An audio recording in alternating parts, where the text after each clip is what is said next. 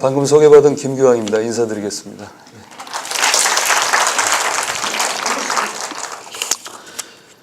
오늘 제목은 어떻게 보면 굉장히 좀 무겁고 여러 가지 이야기가 많이 필요한 그런 제목. 잘 들립니까? 혹시 잘 안 들리거나 하면 말씀해 주세요. 지난번에 어디 가서 강의하는데 다 끝나고 나서 어떤 분이 와서 맨 뒤에서는 잘 안 들렸습니다. 그래고 굉장히 당황스러웠는데 미리 말씀을 하셨으면 좋았을 텐데. 뒤에 잘 들리십니까? 예. 여러분들 신자유주의 그러는데 신자유주의가 뭔지는 아시죠? 그 많이 듣고 말은 하지만 또 신자유주의가 뭐냐 그러면 말하기가 좀 그런가요? 제가 학생 한 사람 이렇게 지목해서 한번 물어볼까요? 어떻게 할까요? 그렇게 하지 말까요? 이게 사실 이게 신자유주의 뭐 이런 개념 가지고도 참 여러 가지 말이 또 필요하고 또 역사적인 또 맥락이 있는 것이기 때문에 간단치가 않은데 필요한 수준에서 간단하게 여러분들이 뭐 대부분 아시는 학생들이 많겠지만 좀 훑어보면 우리가 사는 사회는 자본주의라고 하는 사회입니다.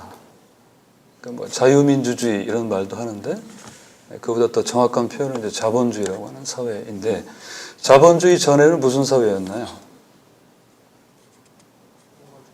봉건사회. 예. 이 자본주의 사회가 이제 봉건사회를 깨트리고 그 봉건사회를 맞춘 것에 대해서 주위 학생들이 굉장히 기뻐하는 분위기. 제가 저런 걸 알다니 뭐 이런 말입니까? 그러니까 이제 봉건사회라는 것을 깨트리고 그 시민혁명 이런 걸 통해서 뭐 근대 시민사회, 근대 시민사회, 뭐 자유민주주의 사회 이런 말보다는 자본주의 사회라는 것이 이제 봉건사회라는 말하고 대응되는 굉장히 정확한 표현인데 자본주의 사회는 두 가지 자유를 기반으로 이루어진 사회입니다. 첫 번째는 개인의 자유. 그러니까 내 아버지가 누군가. 이 봉건사회는 그런 게 없었잖아요. 아버지가 귀족이면 나도 귀족이고 내가 굉장히 뭐 재능도 있고 뭐 아주 근사한 삶을 살 수 있는 여러 가지를 가진 사람이지만 아버지가 만약에 천민이다. 그럼 평생 동안 아주 기본적인 인권도 보장받지 못하고 평생을 보내야 되고 이런 게 이제 봉건 사회였지 않습니까? 그런데 그것을 이제 깨트린 이 자본주의 사회는 자유로운 사회인 거죠. 누구나 일단 공식적으로 평등하고 모든 사람한테 기회가 열려져 있고 뭐 이런 것들입니다. 그 다음에 내가 하고 싶은 말을 하고 또 표현하고 싶은 걸 표현하고 또 하고 뭐 이런 것들이죠. 그런 것이 이제 개인의 자유라고 말할 수 있습니다. 두 번째는 무슨 자유냐면 자유시장입니다. 그러니까 이 사회가 이 시장이라는 그 틀을 기본으로 해서 자유롭게 경쟁하는 그런 틀을 기본으로 이제 돌아가는 사회인 거죠. 이 첫 번째 개인의 자유 부분은 제 생각에는 이거는 많으면 많을수록 좋습니다. 이를테면은 뭐 무슨 말을 하든 무슨 생각을 하든 뭐 무슨 일을 하든 어딜 가든 뭐 어떤 자기 어떤 개성이나 취향 이런 거에 따라 자유롭게 말도 하고 언론의 자유 같은 것도 뭐 충분히 있고 표현의 자유 이런 것도 충분히 있고 자유롭게 선거하고 뭐 자기가 살고 싶은 대로 살아가는 많을수록 좋죠. 다른 사람한테 피해를 주지 않는 범위 내에서는 많으면 많을수록 좋은 게 개인의 자유다 이렇게 말씀드릴 수 있는 것 같고 문제는 이 시장의 자유인데 이 시장의 자유는 지나치게 이렇게 방임되면 문제가 많이 생깁니다. 원래 이제 이 자본주의 사회가 생길 때는 누구나 공평하게 시장에서 경쟁함으로써 공정한 기회가 제공된다고 이게 주장이 되었고 공식적으로 그렇게 되어 있지만 실제 결과는 그렇지가 않습니다. 결과는 그렇지가 않고 부자는 막 더 부자가 된다거나 가난한 사람은 더 가난한 사람이 된다거나 이렇게 비슷하게 이렇게 뭐 자연스럽게 살아갈 거라고 주장이 되었는데 실제 자본주의 초기에 이제 아주 시장의 자유가 100% 보장된 사회나 국가에서 아무 통제도 하지 않는 그 상태에서는 아주 좋지 않았습니다. 그러니까 극소수의 이 자본가들은 옛날에 귀족이나 왕처럼 아주 안락하게 사는 반면에 대다수의 자유로운 노동자들은 오히려 옛날에 그 노예나 머슴보다 못한 그런 상황이었죠. 머슴은 뭐 밥이라도 먹여서 일을 시키니까 뭐 좀 먹이기라도 하는데 이 자유로운 노동자들은 자기가 경쟁에 살아남지 않으면은 꼼짝없이 굶어 죽는 그런 상황이었고, 이 초기 자본주의를 보면은 서해를 보면 여러분들 역사에서 배웠겠지만 막 한국 나이로 한 5살, 6살 먹은 아이가 하루에 한 20시간 이상 노동을 하고 그래도 굶어 죽고 막 이런 상황이었습니다. 그러면 아빠는 기도를 하는 거죠. 이 굶어 죽은 아이를 이렇게 안고서, 거기 근데 다 유럽 사회는 기독교 사회니까 이 아이가 이 고통에서 벗어나게 해주셔서 하나님 감사드립니다, 이런 기도를 하는 그런 상황이었죠. 그래서 이제 이 시장의 자유를 기반으로 한 그 초기 자본주의, 이 자유주의 사회가 사람들 너무나도 힘들게 대다수의 사람들을 만들었기 때문에 거기에 대한 반발이 당연히 생겼겠죠. 그것이 바로 이제 사회주의 운동들입니다.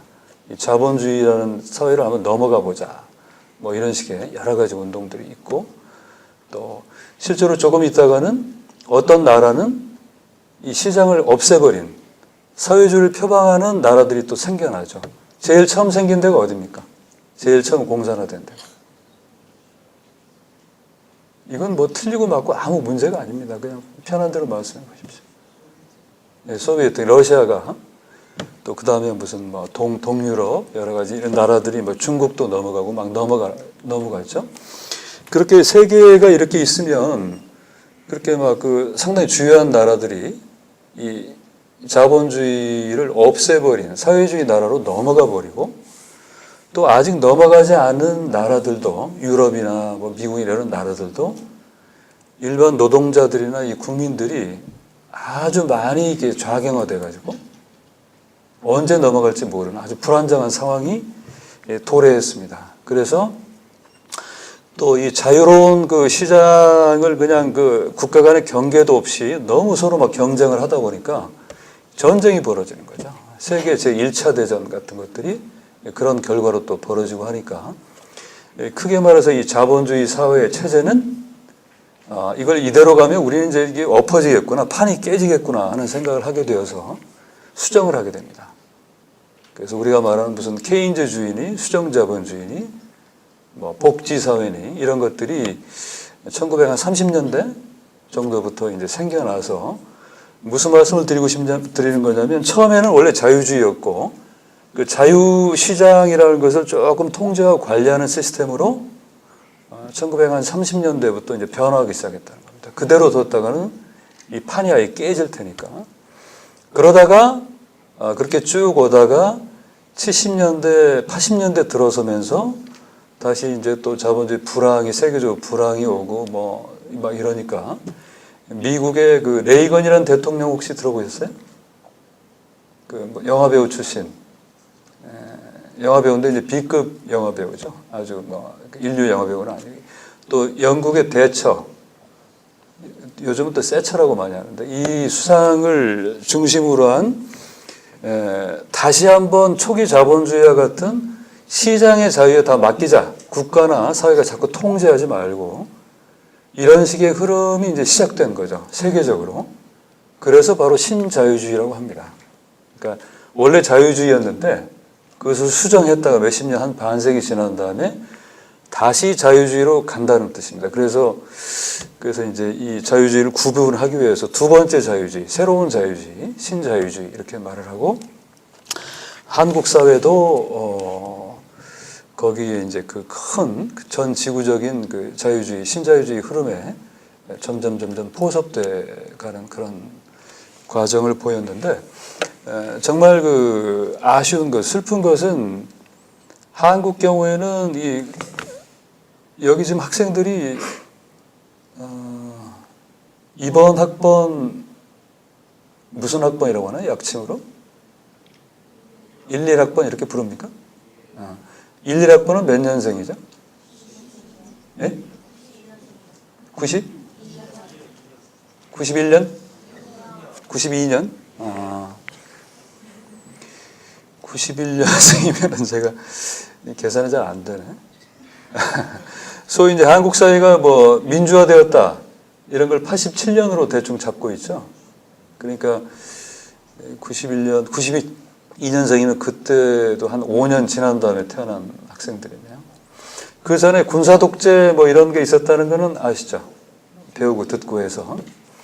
그때는 이 세계적인 전 지구적인 신자유주의라는 흐름이 한국 사회에 다 들어오기가 좀 어려운 한국 사회였죠.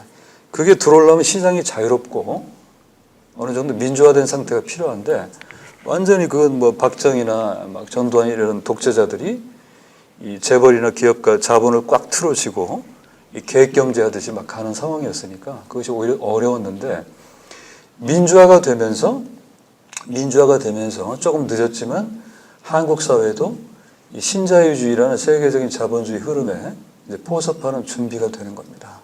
그러니까 저는 민주화라는 것을 부정적으로 생각하는 게 아니고 저 역시도 그 민주화 운동하는 시대에 청년 시절을 보내고 저도 열심히 뭐 데모하고 운동했지만 그것은 좋은 건데 독재에서 벗어나는 건 좋은 건데 민주화되는 건 개인의 자유를 확보하는 건 좋은 건데 그런 그 민주화가 바로 그 극단적인 시장의 자유, 신자유주의라는 세상으로 또 가는 준비가 되어버리는 아주 그 애석한 그 상황이 이제 한국에서 벌어졌고 그리고 이제 민주화 운동의 성과로 태어난 김대중 정권부터 한국 사회는 신자유주의 체제로 급속하게 이제 빠져들게 되는 거죠.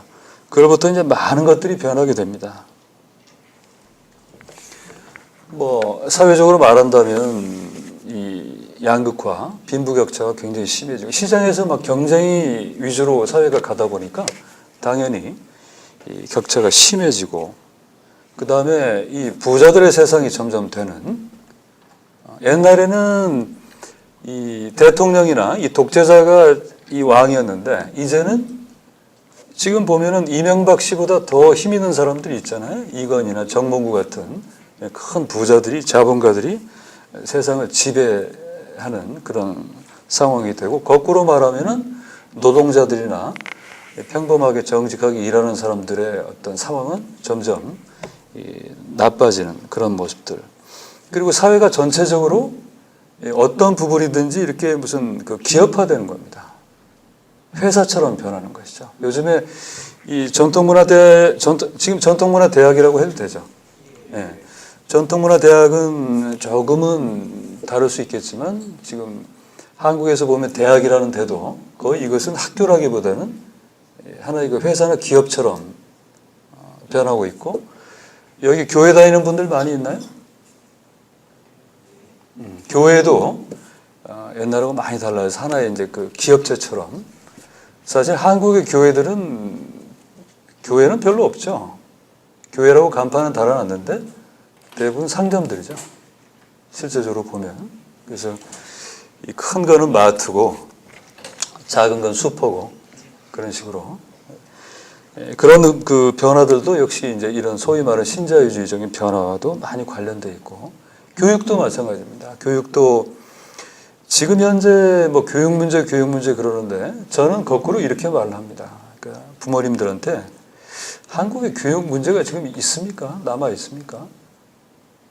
왜냐하면 부모들 중에 얘가 나중에 커서 어떤 사람이 될까 이런 거에 관심을 첫 번째로 두는 부모님들은 거의 이제 없거든요. 그것은 두 번째나 세 번째 고민이고 첫 번째는 얘가 얼마짜리가 될까이기 때문에 이렇게 된다면 이건 교육이라고 하기는 좀 어려운 상황이다.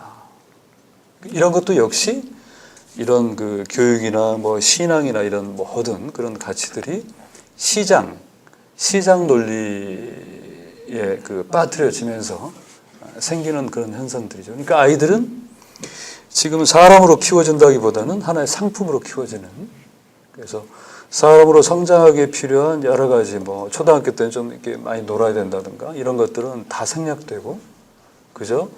이 상품으로서의 어떤 스펙 이런 것들을 높이기 위해서 한 20년을 그냥 그렇게 보내다 보니까 지금 청년들이 참 그 스스로도 힘들고 이상한 상황에 처해 있는 그런 모습들을 많이 이제 볼 수 있죠.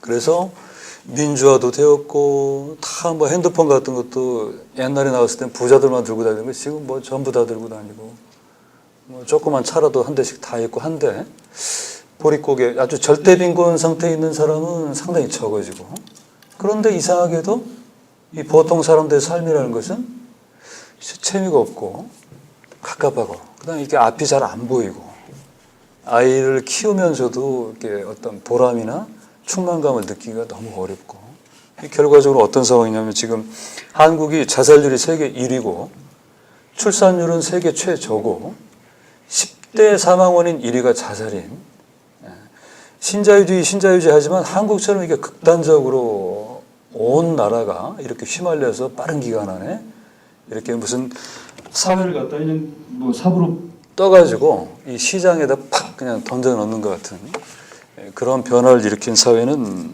정말 보기 드물죠. 한국 사회 같은 사회는. 그래서 여러분들은 아마 전통 문화를 공부하니까 조금은 다를 수는 있겠지만 역시 그런 어떤 시장화된 전체적으로 그 상품화된 어떤 사회 상황에 의해서 여기서 재밌게 열심히 공부하면서도 앞으로를 생각하면 상당히 좀 이렇게 뭔가 좀 막막하다든가 깝깝하다든가 자신의 어떤 상황이나 공부가 자꾸 되새겨진다든가 하는 것들이 있을 거라고 짐작이 됩니다. 안 그런가요? 여러분들 뭐 저한테 화나셨습니까? 뭐 물어보면 대답을 좀 하십시오. 혹시 제가 오기 전에 여기 뭐 조교 학생이 나와서 김규환 그 사람은 아주 급조하니까 현혹되면 안 되니까 뭘 물어봐도 절대 대답하지 말라 이런 있었나요? 여러분들 지금 많이 바쁘지 않죠? 앉아서 저 얘기를 듣는 상황이니까 제가 뭐 물어보면 대답을 해주시면 아주 고맙겠습니다. 예. 제가 좀 아까 말씀드린 그런 막연한 답답함이나 이런 것들을 느끼십니까? 그렇게 뭐 너무 이렇게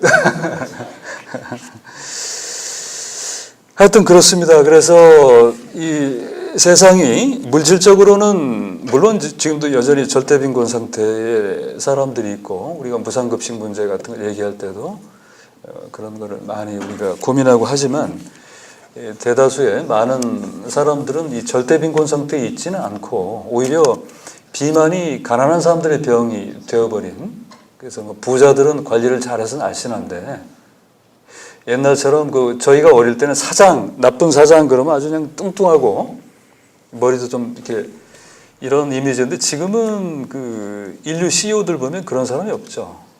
다들 뭐 나이보다 이렇게 젊어 보이고 건강하고 오히려 조금 없이 사는 사람들이 이렇게 섭생이 안 좋아서 이렇게 뭐 살이 찐다든가 이런 모습도 많이 볼 수 있는데 그런 어쨌든 간에 옛날에 뭐 30년 전, 40년 전에 잘 살 수 있다. 우리나라가 부자 되면 이랬던 걸 기준으로 말하면 다들 좀 편안하고 조금은 더 행복해져야 되는데 아주 답답하고 갑갑하고 각박하고 정도 없는 그런 세상으로 변하고 있는 것이 바로 온 세상이 시장의 바다로 빠져 있기 때문이다. 이런 말씀을 드립니다. 지금은 이 사회적 영웅, 위인도 이제 변하는 거죠. 제가 어릴 때는 군사독재 정권 때였으니까 위인들은 대부분 장군들이었습니다. 이순신, 뭐가 있나, 을지문덕 이렇게 나라를 지킨, 이 국가를 지킨 어떤 군인들이 또 군사독재니까 그런 것들이었는데 지금은 어떻습니까? 지금의 아이들한테 혹은 그 청년들한테 위인, 영웅은 어떤 사람들이에요? 요즘 입길에 오른 안철수 같은 분들은 어떤 사람들입니까?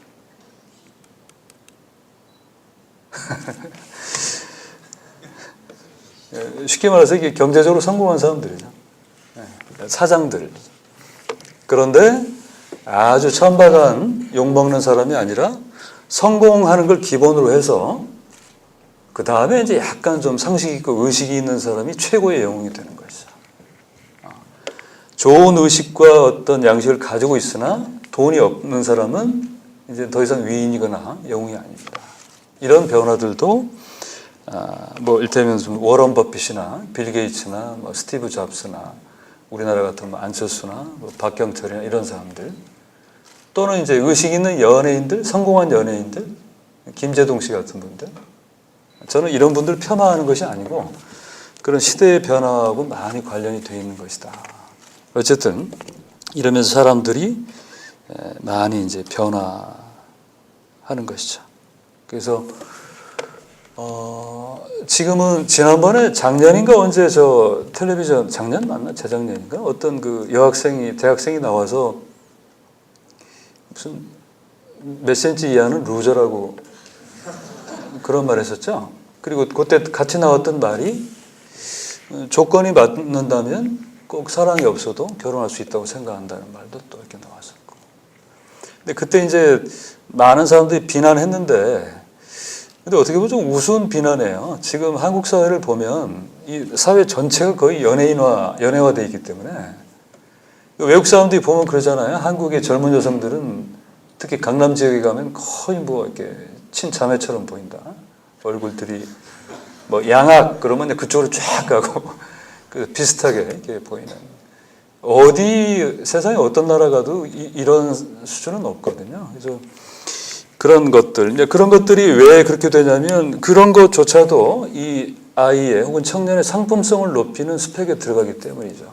특히 여성들의 경우는 뭐 이런 것들. 그 다음에 특별히 그런데 관심을 갖는 특별한 사람들이 아니라 보통의 사람들이 인터넷에서 보면 무슨 얼짱이라는 말도부터 시작해서 뭐 무슨 뭐 우월한 뭐 저주받은 뭐 이 몸의 비례나 어떤 생김새나 이런 걸 가지고, 그래서 요즘 젊은 친구들을 보니까, 젊은 사람들 보니까 이렇게 얼굴이 많이 큰 사람들은 이렇게 자기가 무슨 이렇게 저주받은 사람들 것처럼 이렇게 고민한다든가 이런 것들이 있을 수 있습니다. 일부 사람들한테, 그리고 어떤 일부 정서에서. 그런데 거의 모든 사람들이 있는데 관심을 갖는다든가 한다는 것은 조금 이상한 그런 상황이죠.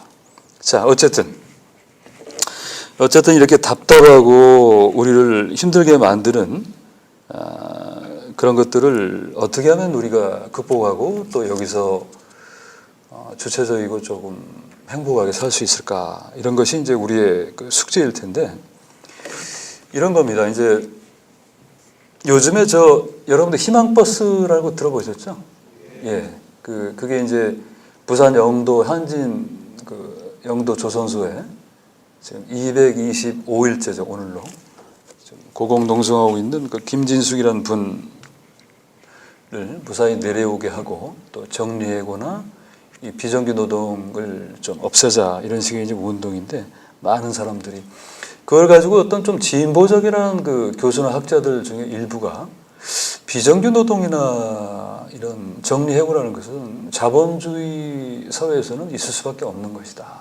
그리고 그걸 없애자는 것은 사회주의적 발상이다. 이제 이런 말을 해서 또 논란도 벌어지고 했는데, 그런 말은 사실은 조금 무식한 말입니다. 왜냐하면 자본주의 사회, 사회주의 사회는 각각 한 가지씩 똑같은 유형의 어떤 한 가지 모델만 있는 것은 아니라는 얘기죠.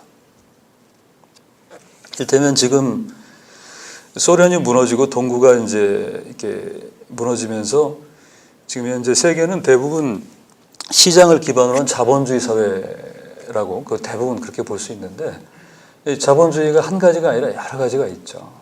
한국 사회처럼 이렇게 막 나가는, 그냥 뭐 이게 막 몇몇 부자들이 옛날에 황제나 왕보다 더 강력한 권한을 갖는 이런 막 나가는 이런 자본주의도 있지만, 우리가 뭐 서유럽 사회나 독일이나 프랑스나 혹은 또 북유럽, 무슨 핀란드, 노르웨이, 스웨덴 같은 나라들, 거기도 사실은 자본주의 사회인데 많이 다르죠.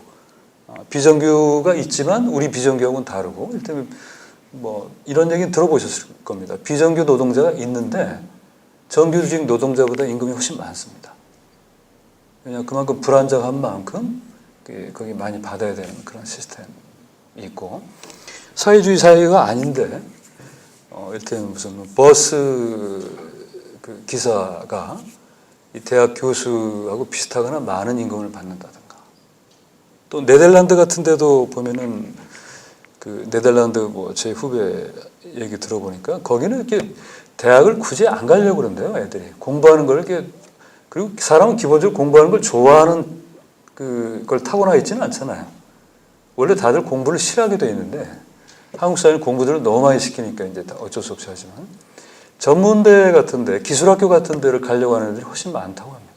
그것이 더 빨리 이 경제적으로 안정할 수 있는 그런 길들이기 때문에 지금 언급한 이런 사회들은 사회주의 사회가 아니라 다 자본주의 사회들입니다.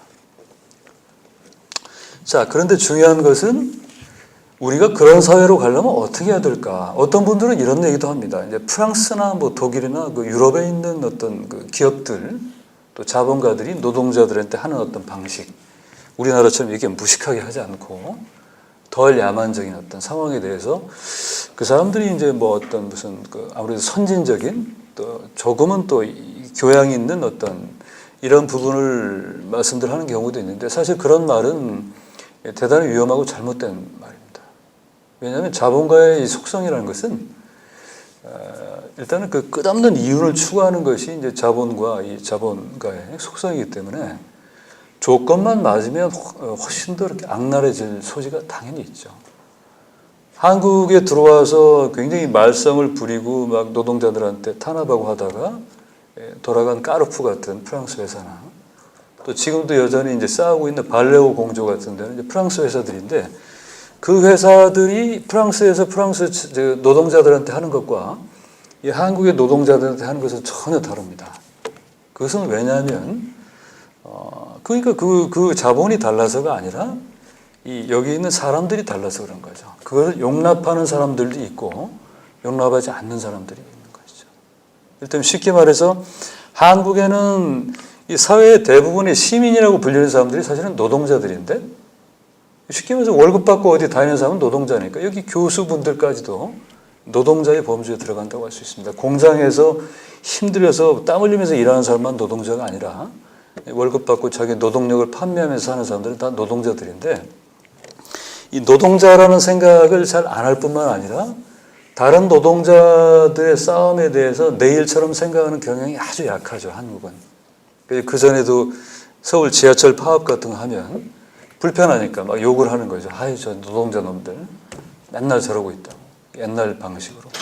하지만 이제 방금 말씀드린 이 자본가들이 함부로 하지 못하는 사회를 보면 이 사람들이 당연히 내가 노동자지, 우리 아이도 노동자가 될 거고, 그리고 다른 노동자들이 싸워서 좀 불편하더라도 뭐 버스가 파업했다든가 지하철이 파업하면 불편한데, 하지만 이것은 결국 또 내 일이기도 하고 내 자식의 일이기 때문에 연대해야 된다, 이런 생각을 하니까 어떻게 마음대로 할 수가 없는 것이죠. 그냥 뭐 낱개로 찢어져서 보는 둥 마는 둥, 자기한테 상황이 닥쳐왔을 때만 절감하고 분노하는 노동자들일 때와 거의 사회의 그 시민이라고 불리는 대부분의 사람들이 자신들이 노동자라는 의식을 가지고 있고 다른 노동자들의 일에 대해서 내 일처럼 생각하는 사회와는 상황이 전혀 다른 것이고, 바로 그런 힘에 의해서 이 자본이나 시장이 억지되고 더 나은 정치가 만들어지고 좀 더 나은 상황이 이제 생겨나는 것이죠. 요즘에 한국에 보면 복지사회, 혹시 여러분들 무슨 프린트물 받으셨어요? 저 뒤에는 좀 받았고, 제가 이제 오늘 그 이야기와 결부지어서 여러분들이 뭐 제 이야기 듣기 전에 혹은 나중에 좀 읽어들 보시라고 제 한글에 쓴 칼럼 중에서 2개를 저 조교분께 프린트해서 좀 그 학생들한테 드리라고 좀 부탁드렸습니다. 하나는 사회 디자인이라는 글이고, 하나는 그 정현주와 김경욱이라는 글인데, 이 사회 디자인이라는 글에 보면은 이제 이 복지 문제가 조금 나와 있는데, 요즘에 보면 복지사회라는 말은, 복지사회는 뭐 없는 사람, 평범한 사람도 기본적인 어떤 생활과 인간적인 권리를 누릴 수 있는 어떤 시스템을 말하는 것인데, 자, 그렇다면 이 유럽이나 서유럽이나 북유럽의 그 복지 시스템은 한국에서 뭐 조선일보나 이런 데 있는 뭐 조갑제나 이런 분들이 볼 때는 북유럽 사회는 완전히 공산주의 사회라고 보여질 정도로 그 복지가 굉장히 짜임새가 있는데, 그런 사회는 왜 그런 복지 사회가 되었을까? 이 문제입니다. 좀 아까 왜 그쪽에 있는 기업이나 자본은 하는 게 다를까? 그러니까 사실은 그 자본가의 어떤 품이나 속성과 관련된 것이 아니고 이 시민 노동자들의 의식과 관련된 것이다 라고 말씀드린 건 마찬가지로, 복지사회가 왜 되었을까? 이것도 사실은 아까 말씀드린 사회에서 이렇게 자본주의에 대해서 부정적으로 문제가 있다고 생각하는 사람들이 막 늘어나서 사회주의 사회로 넘어가 버릴 가능성이 있는 상황에서, 몇십 년 전 얘기들이죠. 상황에서 그것을 막기 위해서, 물론 이 자본가 입장에서 이 100을 내가 다 먹으면 너무 좋지만, 이렇게 잘못 버티다가는 이거 전부 빨갱이 돼가지고 판이 깨지면 나는 뭐 국외로 도망가야 되고 영도 못 먹는 세상이 되는 거니까 먹는 걸 좀 줄여서라도 판을 유지하는 것이 좋다 해서 생긴 것이 바로 복지사회인 것이죠. 그러니까 쉽게 말하면은 이 복지 시스템이라는 것은, 요즘에 무슨 박근혜 씨도 복지를 얘기하고 또 뭐 진보 정치하는 분들도 복지 얘기하고, 저처럼 이제 뭐 자본주의를 반대합니다라는 생각을 갖고 있는 사람들도 뭐 복지 얘기하고, 그러니까 이 복지라는 것이 도대체 뿌리가 뭐고 뭔지가 이제 아주 그냥 애매하고 혼란스럽게 되어버렸는데, 복지는 간단합니다. 그러니까 시장 체제를 유지하면서, 시장 체제에서는 빈부격차나 이 격차가 벌어질 수밖에 없습니다. 만약에 거의 비슷하게 된다면 누가 시장에서 막 경쟁하려고 하겠습니까? 굳이 피곤하게. 뭔가 내가 더 성공하고 뭔가 벌 수 있다는 어떤 그 욕구가 있기 때문에, 가능성이 있기 때문에 이제 열심히 경쟁하는 건데, 그러니까 시장이라는 것은 어차피 그 시장 경쟁의 결과는 격차가 좀 벌어질 수밖에 없죠. 자, 근데 그것을 그대로 두는 사회, 한국 같은 사회는 이제 보통의 사람들은 점점 힘들어지고 격차는 커지는 이런 상황인데, 그것을 보완하는 것은 어떻게 보완하는 거냐면, 복지라는 것은 시장에서 벌어지는 격차는 일단 그 시장을 뭐 너무 통제하거나 막 사회주의식으로 하지는 않되, 시장을 일단 자유롭게 놔두는 걸 기본으로 하되, 거기서 벌어지는 격차를 이후의 시스템으로 이제 보완을 하는 것이죠. 그것은 간단합니다. 부자들은 세금을 아주 많이 내는 것입니다. 차이가 아주 많게. 그리고 가난한 사람은 세금을 거의 안 내거나 아주 적게 내고 훨씬 많은 혜택을 받는 그런 거죠.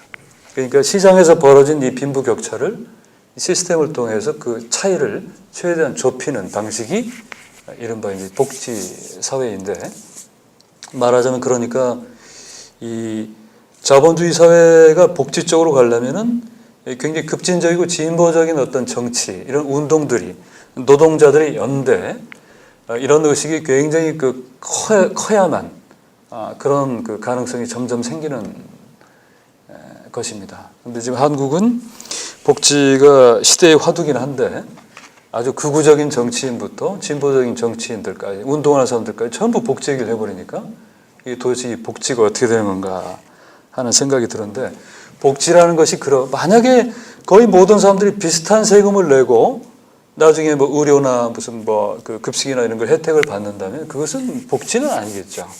그건 뭐 선불제라고 해야 되나? 이렇게 말할 수 있겠죠. 심지어는 이렇습니다. 여러분들 뭐 그런 얘기는 다른 분들이 많이들 하는 얘기이기 때문에 들어보셨을 수도 있는데, 뭐 핀란드의 무슨 뭐 큰 재벌 회사의 그 가족이 시내에서 오토바이 타고 가다가 속도 위반을 했는데 이 과속 딱지를 끊었다는 거죠. 그런데 그 벌금이 1억 한 5천 정도가 나오는. 근데 그 나라의 보통의 가난한 사람은 한국보다도 더 조금 나오는 그런. 한국은 어떻습니까? 이건희 씨가 가다가 과속 딱지를 떼나, 아주 뭐 무주택 가장인 어떤 사람이 과속 딱지를 떼나, 똑같은 뭐 6만 원, 7만 원이 나오는데, 이것이 이제 다른 것입니다. 그쪽에서는 이 사람은 1억 5천 내고 이 사람은 뭐 3만 원 내는 것을 공평하다고 생각하는 거고, 한국은 누구든지 똑같이 7만 원 내는 걸 공평하다고 생각하는 거고, 이런 차이들이 이렇게 있는 것이죠. 그런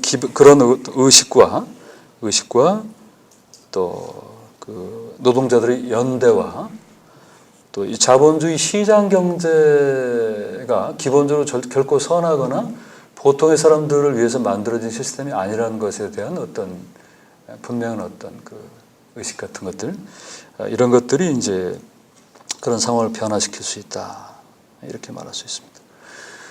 그 다음에 또 한 가지 중요한 것은, 그러니까 말하자면 이런 그 사회 구조나 뭐 신자유주의 시스템이나 이런 것들을 그 바꿔내고 저항하는 어떤 운동들, 그런 연대에 내가 나 한 사람이 거기에 포함하는가 안 포함하는가가 정말 우리의 10년 후, 20년 후 인생, 또 아이들의 인생에 결정적인 그런 얘기들이다, 이런 얘기입니다.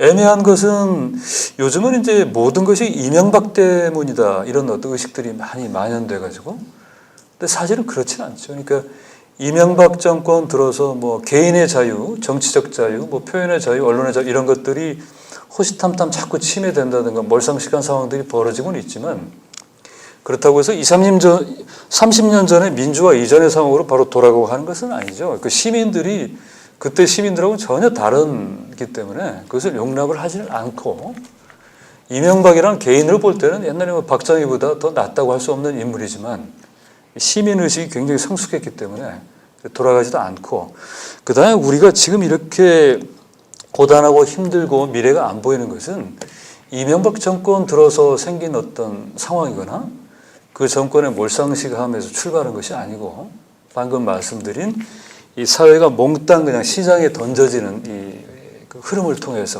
그러니까 본격적으로 시작된 것은 김대중 정권을 통해서. 김대중이라는 분은 저도 어렸을 때나 젊었을 때 굉장히 존경했던 분이고, 여전히 뭐 개인적으로 존경하는 분이지만, 민주화의, 개인의 자유를 위한 민주화의 정말 전설적인 그 투사시지만, 이 한국 사회를 시장의 자유에, 이 신자유주의에 빠뜨려 넣는 데는 또 그것을 선봉에 섰던 그런 분이죠. 또 그 이후에 노무현 대통령도 아주 좋은 분이었지만, 이 신자유주의에는 또 누가 뒤에서 쫓아오기라도 하느냐라는 그 비판을 들을 정도로 아주 열심히 이렇게 했던 분이고, 그러니까 김대중, 노무현, 그리고 이명박 정권이 우리가 말하고 있는 신자유주의, 시장 자유 위주의 어떤 사회 변화, 여기서는 다른 게 없이 새 정권에서 일관되게 지금 가고 있는 그런 상황입니다. 그러니까 이게 지금 이명박 정권이 정말 큰 문제니까 노무현, 김대중 정권만큼이라도 돌아가자. 그래서 이제 그래서 진보, 재집권 이런 식의 뭐 운동들도 많이 벌어지고 있는데, 이런 맥락에서 보자면 사실 우리가 한 번 더 비판적으로 생각해야 될 그런 부분이죠.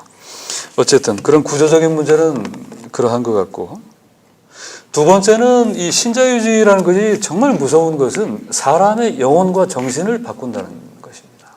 그러니까 옛날 군사 독재는 얻어맞고 고문하고 막 잡아가고 하니까 무서워서 이렇게 자기를 이렇게 움츠려 들긴 하지만 속으로는 다른 식의 생각을 할 수도 있는 거죠. 여전히 그 전통적인 어떤 정의나 인정이나 공동체 의식을 가지면서 살아가는 그런 모습들 많이 볼 수 있었는데, 신자유주의라는 것은 이제는 막 잡아가거나, 제가 어릴 때처럼 막 군인들이 나타나서 장갑차로 시내에 사람을 쏴 죽이고 칼로 찔러 죽이고, 친구가 데모하다 없어졌는데 몇 달 후에 뭐 저수지에서 떠오르고, 이런 일이 막 난무하지는 않지만 어떻게 지배를 하냐면 이 사람의 의식과 정신과 가치관과 영혼의 말단까지 조금씩 변화시키는 것이죠. 잘 사는 것, 행복하다 하는 것의 그 가치 기준을 변화시키는 것입니다. 그래서 옛날보다는 훨씬 더 어떤 돈, 외적인 것, 물질적인 것, 또 다른 사람들과 비교에 의한 가치들, 이런 것들이 이제 아주 많이 지배적인 그 사람들이 그렇게 해야 잘 사는 거고 행복하다는 그 기준을, 이를테면 옛날에는 제가 어릴 때만 해도 그냥 소박하게 살면서도 한 평균 이하인데 그냥 뭐 일하면서 살면서도 큰 욕심 안 부리고 아유 뭐 이렇게 오순도순 사는 게 좋은 거지라는 생각을 하는 사람들이 있었지만 지금은 보면 누가 뭐라고 하지 않아도 내가 많이 뒤져 있고 내가 뭐 패배하고 있고 내가 뭐 루저다 이런 의식을 막 많이 갖는다든가 이런 것들이 앞에 경쟁에서 성공한 소수나 뒤에 처진 사람들이나 사실은 다름없이 똑같이 그것 때문에 힘들어하는 불안해하고 힘들어하는 그런 모습들을 볼 수 있는데 이런 것은 우리 개인의 몫입니다. 그러니까 사회 구조가 자꾸 이제 뭐 신자유주의에서 경쟁이 어떻고 시장이 어떻고 돈이 어떻고 너무 막 몰아붙이니까 사람들이 그 의식들이 이렇게 많이 변화한 것이지만 또 이렇게 변화한 사람들의 그 내면적인 의식이나 생각들이 사회로 또 반영되는 것이거든요. 그래서 더 나쁜 사회를 자꾸 만들어가는 것이죠. 이명박 대통령을 탄생시키는 겁니다. 이명박을 막 욕하고 하지만 이명박이 무슨 외계에서 침략한 무슨 뭐 스타워즈에 나오는 다스베이더나 아이들 보는 캐롤로 중사 같은 외계인도 아니고 또 옛날 뭐 박정희나 전두환 같은 사람들처럼 무슨 군사 쿠데타를 통해서 집권한 것도 아니고 이 사람은 아주 자유로운 선거에 의해서 압도적인 표차로 당선된 대통령인데 왜 이 사람이 대통령이 되었을까? 진보적인 사람들은 이명박 욕하면서 이명박이 우리 국민들을 너무 괴롭히고 있다고 하는데 사실 그 국민들이 뽑은 사람이기도 하다는 것이죠. 왜 이명박이 대통령이 되었을까?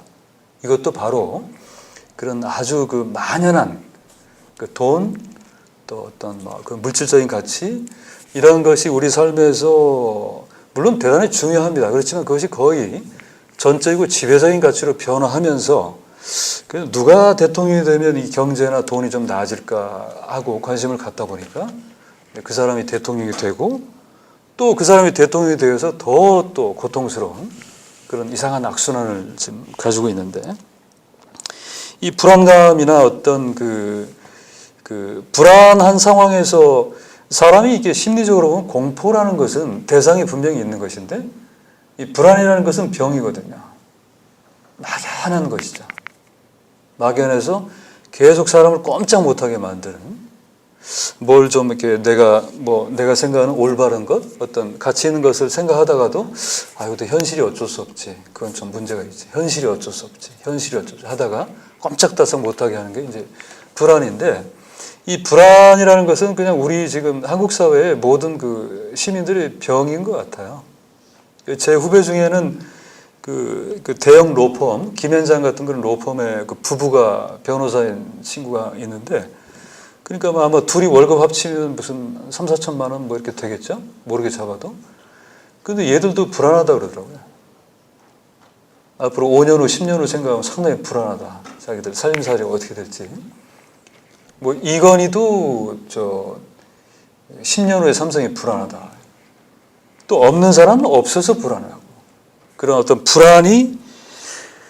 불안할 만한 어떤 상황 혹은 불안할 만한 어떤 정도하고는 관련 없이 너무 막연하게 우리를 불안에 몰아넣어서 꼼짝달싹 못하게 계속 우리 삶을 옥죄이고 지금 오늘 뭐 이렇게 좀 자유롭게 내가 살고 생각하고 행동하고 즐기고 이런 것들을 자꾸 이렇게 생략하게 만들고 아이들도 그냥 놀지도 못하고 그냥 제대로 청소년기도 아주 옥죄어서 자라고 이런 상황들을 볼 수 있는데 이런 것에서 우리가 다시 한번 생각해 볼 수 있다는 얘기입니다. 그러니까 뭐 신자유주의 하는데 신자유주의 상황이니까 세상이 완전히 막 복지가 이루어지고 충분히 그렇지 않아도 되는 세상으로 바뀐 다음에야 우리가 그럴 수 있는 것이 아니라 상당 부분은 지금 현재 세상에서도 우리가 스스로 해방될 수 있는 부분이 있다는 것이죠. 이 불필요한 불안이 나를 얼마나 옥죄고 있는가에 대해서 잘 생각을 해보면 그리고 내가 어떤 사람을 생각할 때 이 사람의 가치를 생각할 때 거기 이 사람의 무슨 사회적 어떤 스펙이나 지위나 돈이나 물질적인 것들이 얼마나 개입되어 있는가 이건 내가 좀 이상한 거 아니야? 이런 생각도 해보고 배우자나 뭐 애인을 선택할 때도 다시 한번 생각해보고 내가 진짜 즐거운 것 진짜 잘 사는 것 행복한 것이 뭔가 이런 것도 다시 한번 왜냐하면 이 전체 사회가 남녀노소 좌우상하 구분할 게 없이 조금은 많이 병들어 있는 그런 상태이기 때문에 이 불안증에 그런 것들에서 이렇게 잘 생각해 본다면, 물론 무대책하게 그냥 1년 후, 2년 후도 아무 생각 안 하고 그냥 오늘을 즐기면서 노세 젊어서 노세 뭐 무조건 이렇게 살자는 얘기가 아니라, 당연히 사람이니까 그런 계획도 세우고 어떤 여러분들 같은 진로에 대한 어떤 계획이나 걱정도 해야 되겠지만, 지금 인생이라는 것은 지금 오늘이라는 얘기죠. 오늘 지금 이번 달, 이번 주. 근데 한국 사람들, 특히 이제 여러분들보다 조금 더 많이 산 그 기성세대들 살아가는 모습을 보면 오늘을 살아가는 사람은 거의 없잖아요. 대부분 보다 밝은 미래를 위해 살아가자. 5년 후에 더 행복한 우리 집, 뭐 몇 평짜리를 또 옮겨야 되니까, 그다음 내 새끼의 미래. 이러다 보니까 계속 보다 밝은 미래 하다 보니까 이것이 어느 정도의 브레이크가 안 걸리고 계속 남하고 비교하면서 또 경쟁해야 되기 때문에, 불안하기 때문에 그냥 그러다 늙어가는 거죠.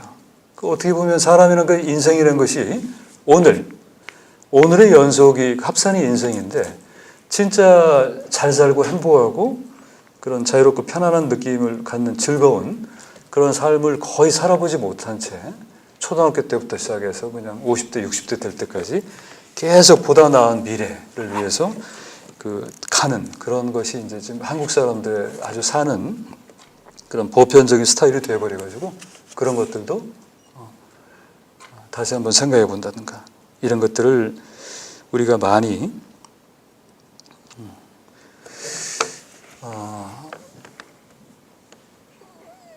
저는 그 개그 콘서트라는 프로그램을 즐겨 보는데, 텔레비에서 요즘 좀 보시나요? 옛날보다 더 이렇게 인기가 있는 다른 코미디 프로그램, 기숙사에서 잘 안 봅니까? 뭐 슈퍼스타 K나 이런 걸 많이 보나요? 젊은 사람들은? 거기 옛날에 어떤 개그맨이 나와서 이렇게 관광버스에 탄 아주머니 복장을 하고 몸을 이렇게 막 아주 못 추는 훌라춤 같은 걸 추면서 인생 뭐 있어 계속 이렇게 반복하는 대화, 저는 그 대사가 참 재밌었습니다.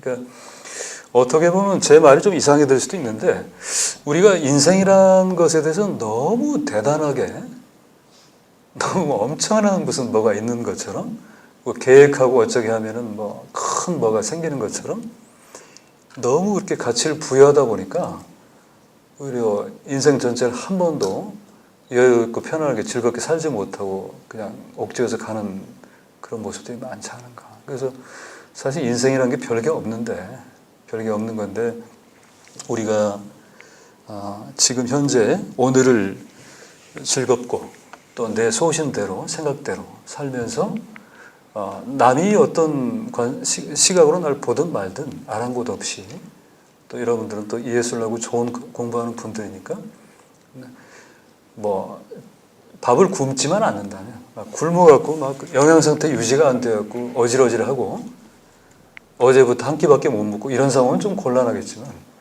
절대 빈곤 상태가 아니고 내가 인간의 기본적인 품위를 유지할 수 있다면 내가 하고 싶은 일 하고 내가 빠지고 싶은 일에 빠지면서 누가 뭐라고 하든 내 인생을 행복하게 절대 양보하지 않는다, 이런 생각을 갖고 있는 것이 또 우리가 이 신자유주의라는 정말 큰 귀신에 들리지 않는 또 자기 면역이기도 하다, 이런 말씀드립니다. 그래서 가볍게 심플하게 사회를 보고 또 나 자신을 반추하면서 얼마든지 연대하면서 세상을 조금씩 변화시키면서, 또 아직 세상은 변화되지 않았지만 변화된 세상의 어떤 가치나 그 가치관들을 내 삶에서 최대한 구현하면서 좋은 친구와 또 좋은 사랑과 또 서로 존경을 주고받으면서 인간적이고 행복하게 오순도순 살 수 있는 그런 어떤 노력이 필요하다, 이런 말씀을 드립니다. 일단 이야기를 여기서 마치고 또 여러분들과 질의응답을 하든지 그렇게 하도록 하겠습니다. 이야기를 경청해 주셔서 고맙습니다.